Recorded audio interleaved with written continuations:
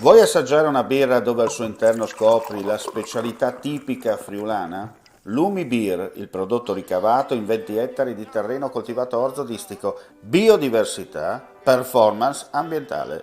Lumi Beer nelle sue 5 versioni disponibili, 4 per consumo veloce e dissetante e la versione Magnum per intenditori. Lumi Beer si abbina a qualsiasi palato. Lumi Beer è un prodotto esclusivo Azienda Agricola Pancera, il buon seme, i buoni frutti.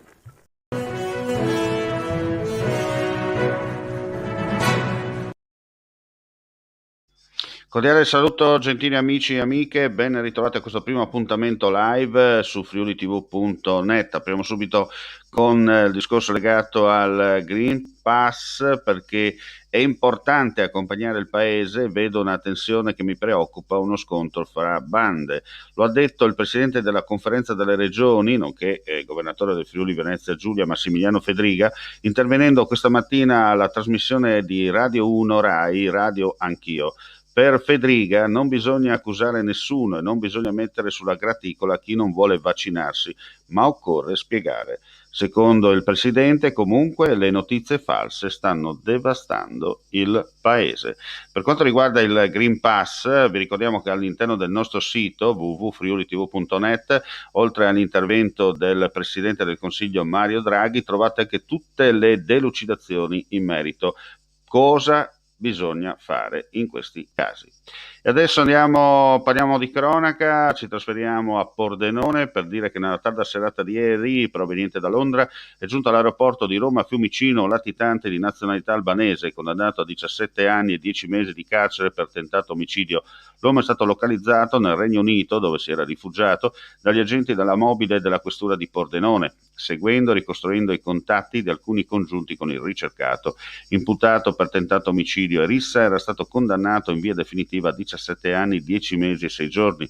L'8 maggio 2017 fu emesso nei suoi confronti un mandato d'arresto europeo da parte della Procura Generale presso la Corte d'Appello di Trieste. La mobile pordenonese, incaricata della cattura del latitante, aveva avviato investigazioni interessando le autorità britanniche che il 18 giugno 2019 ad Edimburgo avevano localizzato e arrestato l'albanese. Ieri sera si è concluso il processo di estradizione con il ricercato giunto all'aeroporto di Fiumicino e affidato agli investigatori italiani che l'hanno tradotto presso il carcere di Civitavecchia a disposizione dell'autorità giudiziaria, dove dovrà scontare la pena inflittagli.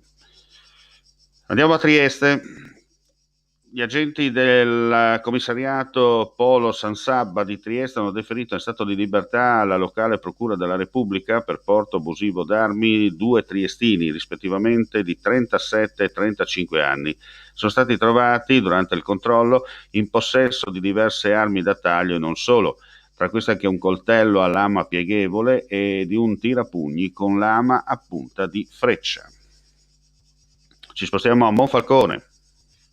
A seguito delle segnalazioni dei cittadini, l'amministrazione comunale di Monfalcone ha deciso di implementare la sicurezza presso il Parco della Rocca.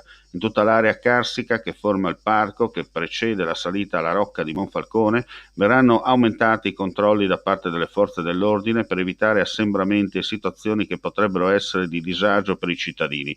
Inoltre, ricorda nella nota il Comune, che non è possibile fare picnic se non nelle apposite aree predisposte e che tutti devono impegnarsi per mantenere pulita l'intera città e il suo territorio. E adesso ci trasferiamo a Lignano Sabbiadoro, continuano gli appuntamenti col vino, l'autore, ieri sera Antonio Cappararica, già corrispondente RAI per molti anni nel Regno Unito di Gran Bretagna, allora andiamo a sentirlo al termine del suo intervento. Assolutamente misterioso, la copertina infatti suggerisce proprio questa duplicità, è una personalità sfuggente, si potrebbe dire, direi non sfuggente perché lei come dire, non sia definibile, ma perché lei ha deciso di sacrificare il suo io più profondo e più autentico per fonderlo con quella corazza di dignità, di protocollo, di dovere che è la sua figura reale, la sua sua figura di regina. Quando compì 80 anni il Times le dedicò un editoriale dicendo: Maestà, grazie perché in 54 anni di regno, allora adesso siamo ai 70, non ha mai lasciato che la maschera le scivolasse dal volto. Ecco, questa immutabilità di Elisabetta è il segreto del suo successo e ciò che l'ha trasformata in un'icona globale, non solo per gli inglesi ma anche per tutti noi.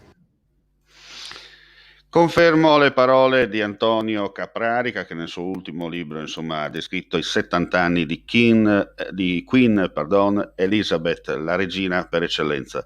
Grazie come sempre gentili amici e amiche per la visione all'ascolto. Altre news sul nostro sito www.friulitv.net. Per quanto riguarda il live, torneremo come sempre intorno alle 13.30, 13.40 con un'altra edizione per quanto riguarda gli aggiornamenti dal Friuli Venezia Giulia. Cosa dire? Vi auguro a tutti voi una buona giornata.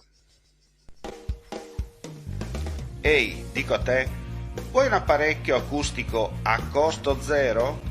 Acustica Friulana, via Visinale 16, Muzzana del Turniano, Udine. Telefono 334 27 67 731. Test dell'udito direttamente a domicilio, semplice e veloce. Pagamenti su misura. Non aspettare di non sentire. Campagna di prevenzione dei problemi uditivi. Acustica Friulana.